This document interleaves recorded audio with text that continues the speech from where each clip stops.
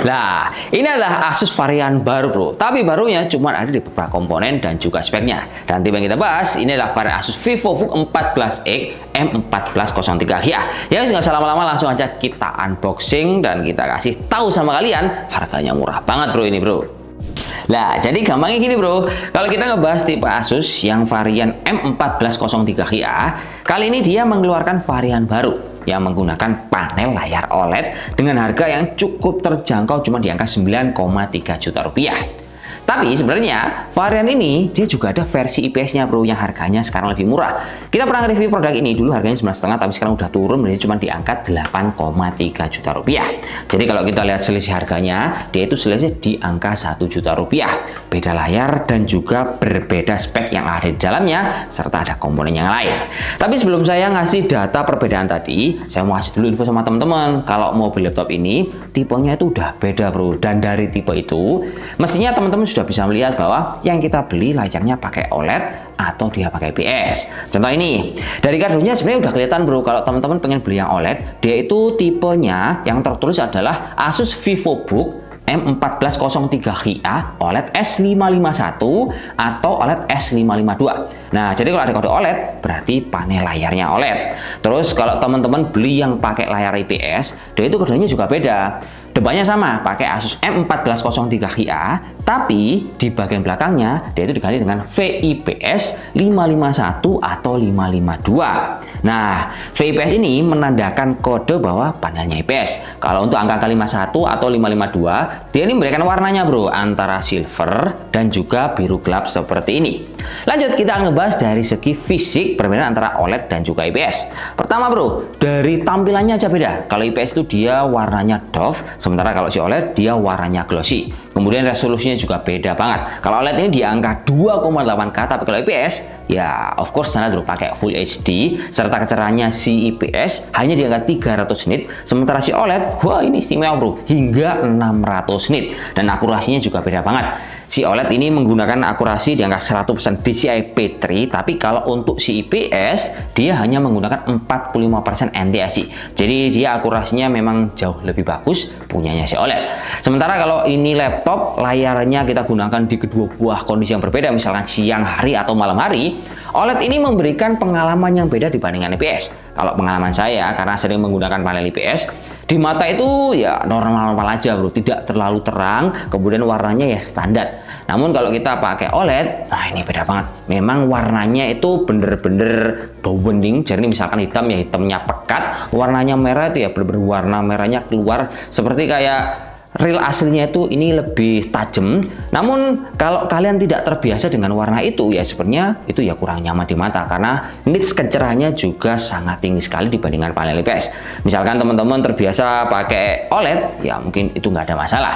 Terus laptop ini dia juga memiliki perbedaan dari segi spesifikasi. Jadi kalau gini kita bongkar bro ya, sebenarnya basically untuk motherboardnya dan semua tatanan komponennya sama. Misalkan untuk fan-nya juga sama single fan, headpad-nya sama-sama 2, arahnya sama, SSD-nya sama-sama 512 GB, tapi kalau untuk RAM-nya dia beda bro. Versi IPS pakai 8 GB, 8 GB-nya tersolder, bisa kita upgrade. Sementara kalau si OLED dia itu sudah memiliki RAM 16 GB, jadi nggak butuh untuk di-upgrade lagi. Sehingga kalau ngomong soal performance ya otomatis si OLED lebih bagus bro. Terus laptop ini kalau kita lihat perbedaan selain dari memorinya, dia juga memiliki perbedaan dari penyimpanan kapasitas baterai. Versi OLED ini baterainya lebih gede bro, dia menggunakan 70 Wh, sementara kalau si IPS hanya memiliki angka di 50 Wh. Otomatis dia lebih awet dan menggunakan sama-sama prosesor yang varian 5600H. Menariknya di situ. Terus laptop ini kalau kita lihat dari segi spesifikasi ini kan mumpuni banget bro ya. Prosesornya menggunakan seri high performance untuk gaming, tapi ditaruh di laptop setipis ini. Jadi untuk performanya saya spill ini bro langsung sama kalian untuk pengetesan benchmark dan juga tes gaming. Ya nggak usah lama-lama, langsung gas, bisa lihat datanya seperti ini kawan.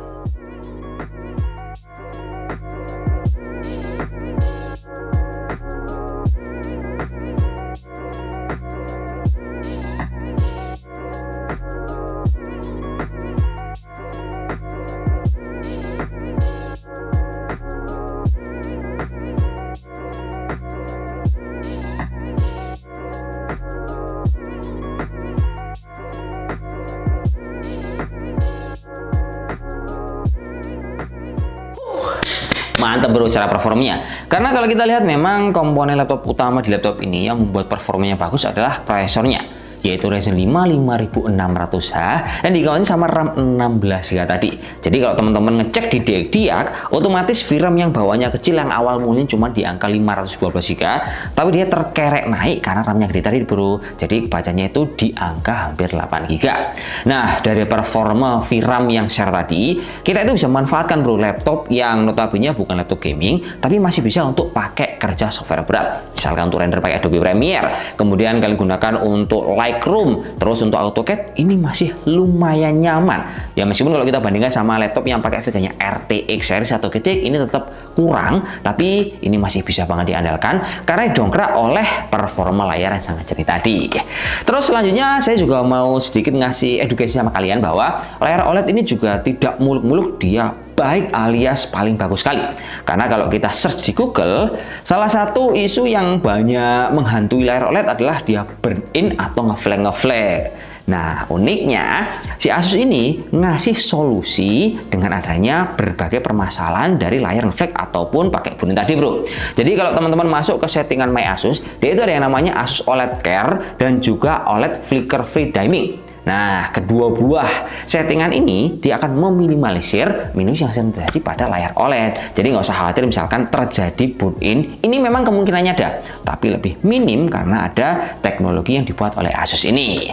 Selanjutnya kalau kita ngomongin tentang teknologi bro ya, nantinya semua laptop akan menggunakan layar bagus dengan OLED kayak gini dengan harga yang lebih variatif dan lebih murah. Saya bisa melihat kira-kira kayak 3 bulan ke depan nggak cuma Asus yang bikin layar OLED harga murah di under 10 juta, tapi kayak merek Lenovo, kemudian merek HP Acer pasti akan berlomba-lomba membuat racikannya sendiri-sendiri untuk disesuaikan sama konsumen yang ada di seluruh dunia.